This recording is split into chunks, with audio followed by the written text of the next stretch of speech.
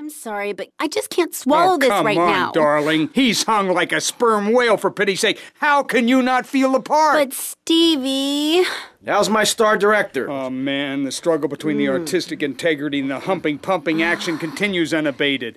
And before you ask, yes, all 4 videos will be released by their... Honey, can you please keep the Andacon in the shot? He costs more per hour than you do. Oh, sorry, Steve. I was thinking we need some kind of big stunt to really promote the launch.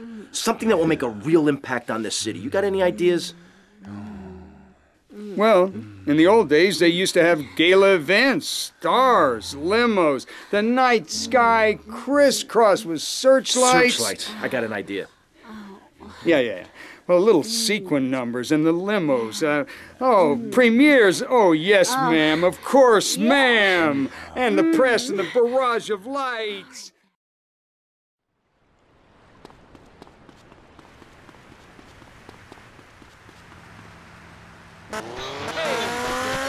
Nine save me. We'll get you on the payment plan, and if you're paid in full on D-Day, you and your family will be safe. If not, you may have to choose to save yourself and leave the others behind. Hey, stop selling things on my show. You're not a valued sponsor who supports the art of public radio, buddy.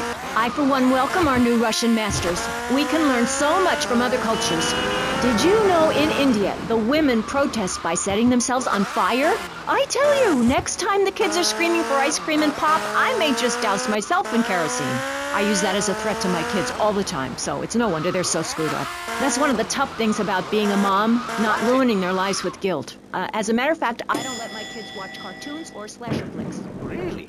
That Knife After Dark movie may be #1 in the box office, but my kids certainly ain't gonna see it. If you don't raise your kids right, they end up being a young boy over there or working in radio. I want them to get proper jobs, like being a doctor, not a patient. That is offensive. My mother understood I was special. She made me wear a bun as a child, and when I demanded to go to school naked, she was fine with it. After social services moved me, she would still write to me. I still remember when she kissed me goodbye. But Barry, earlier you said you discovered naturism, taking your clothes off, whatever it is in Germany. I know, but I lie a lot.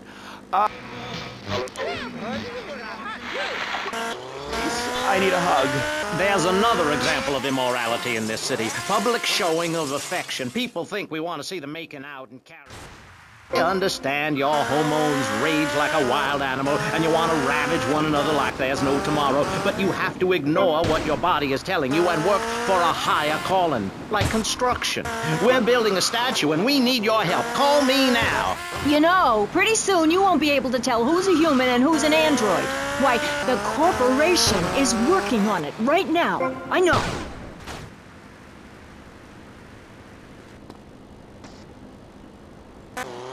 You must have seen the mini-series event on television. I read it in a book. We've got to stop looking at the stars, all this science fiction, and focus on the family. Now, if you really want to dance like you're on the moon, go there and leave us in peace. And that's a fact.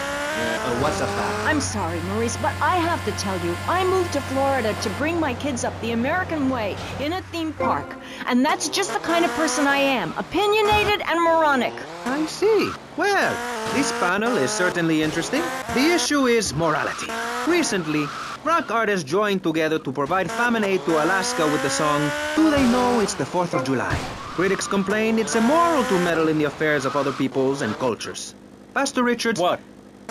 What do you make of meddling in other people's business like an over-opinionated sociopath? Well, let me say that money could have gone to much better things, like reserving a place by my side in the Pastor Richard Salvation statue. But I digress and plug. Stop doing Don't that. interrupt me, boy. Anywho, I address the Alaska issue in chapter 23 of my book. You see, the Alaskans are lunatics, plain and simple. They eat whales and snow, and they sleep in the freezer. Who wants to eat snow every day?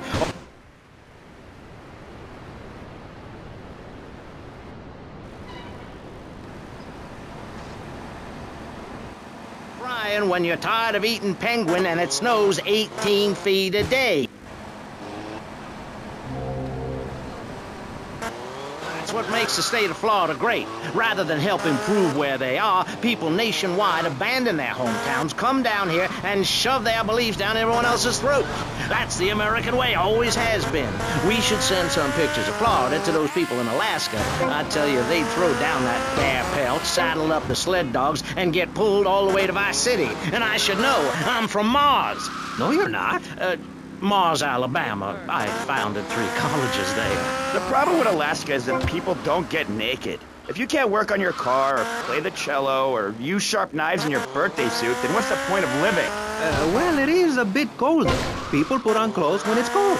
We evolved without a warm covering of hair. That's a lie, sir. We come from the great meteor of truth. Clothes are a habit, like shaving and taking out the trash.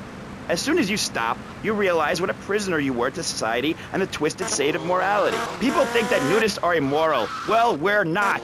I'm married, I love my wife. In our commune, it's so wonderful to wake up in a big bed and go to breakfast clothed in nothing but a smile. What kind of people are there in your weirdo commune? Single people, families, elderly couples, teachers, politicians, and especially truck drivers. Truck drivers understand what it's like to be by yourself for days on end, with nothing but country music on the radio and a stick in your hand, shifting and over. Truckers realize there's nothing to be ashamed of on the open road. Get naked.